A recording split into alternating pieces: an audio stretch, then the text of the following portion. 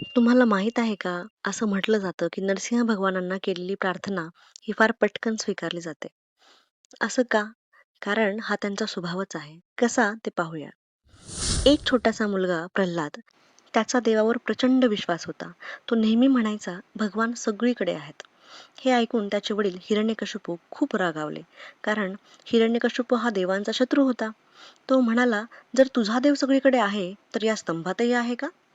प्रल्हाद शांतपणे म्हणाला, हो, आहेत. आणि रागाच्या भरात हिरण्यकशिपूने त्या स्तंभावर लत्ता प्रहार केला आणि त्याच क्षणी त्या स्तंभातून भगवान नरसिंहदेव प्रगट झाले. ते इतक्या लगेच का प्रगट झाले माहीत आहे का? कारण त्यांना आपल्या भक्ताचा शब्द खोटा पडू द्यायचा नव्हता. आणि भक्त अडचणीत असताना ते थांबत नाहीत. ते थेट धावून येतात. त्यांचा हा अवतार खूप वेगळा आहे. इतर अवतारांसारखा त्यांनी जन्म घेतलेला नाही. ते जन्म-मरणाच्या फेऱ्यात पडले नाहीत. ते थेट त्या क्षणी प्रगट झाले, फक्त भक्ताचं रक्षण करण्यासाठी. म्हणूनच त्यांना भक्तवत्सल म्हणतात.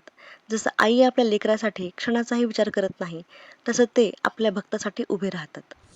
त्यांचं रूप अग्नीसारखं आहे. ते भीती, संकट आणि वाईट शक्ती जाळून टाकतात. आणि सगळ्यात महत्त्वाचं म्हणजे त्यांना मोठ्या विधिविधानांची गरज नाही. मनापासून केलेली प्रार्थना त्यांच्यापर्यंत लगेच पोहोचते. म्हणूनच असं म्हणतात, भक्ताने मनापासून हाक मारली की नरसिंह भगवान दूर नसतात, ते त्याच्या सोबतच असतात. आज नरसिंह जयंतीनिमित्त अशा भक्तवत्सल नरसिंह देवाला नमस्कार.